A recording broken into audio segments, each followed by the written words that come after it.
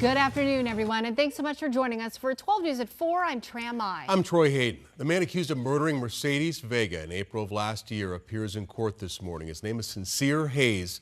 He's charged with kidnapping, armed robbery, theft, and first-degree murder. And today was the first time that Vega's parents saw him in person.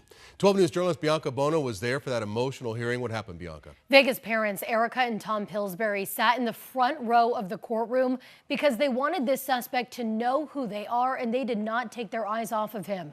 The arraignment this morning was brief, only about 2 minutes, as the defendant, Sencere Hayes, entered not guilty pleas on all charges. But it was incredibly difficult for Vega's parents, as you can imagine. The first time they were face to face and in the same room with the man accused of murdering their daughter. Vega was just 22 years old when she was killed back in April of 2023. She was kidnapped from her Tempe apartment complex, then tortured for hours before she was ultimately found inside of a burning car on the I-10 freeway near Tonopah.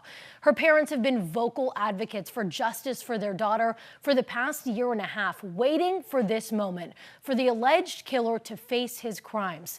22-year-old Sencere Hayes was arrested late last month in Tennessee, where he's from, then extradited back to Arizona. I spoke to Vega's parents as soon as that hearing ended.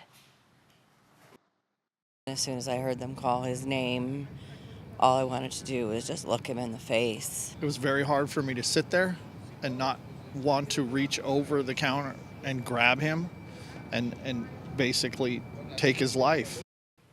According to an indictment, in addition to first-degree murder, Hayes is charged with kidnapping and armed robbery, along with car theft for controlling Vega's vehicle. The Maricopa County Sheriff's Office are continuing their investigation because they do not believe Hayes acted alone. And questions still remain about a motive. Why a man from Tennessee would allegedly kill a complete stranger in Arizona doesn't add up. MCSO says more arrests are coming, and Vega's parents are hoping those do come down by the end of the year. We're live in studio, Bianca Bono, 12 News. Yeah, it doesn't make sense that that happens, but even like a group of men, not just one man, that a group of men would do this to a young woman. It still doesn't make any sense at all, and that's still really what is just so difficult for Vega's parents. They still don't have any answers to the big questions, so that's why they're really hoping that MCSO can wrap up that investigation and make those remaining outstanding arrests by the end of the year so they can really move forward with this justice system, which is, of course, going to be a whole nother set of difficult circumstances to have to face these defendants in person, but they say they're ready for that next step. So hard to hear them, too, get so emotional about it. All right, Bianca, thank you. The man convicted of killing his aunt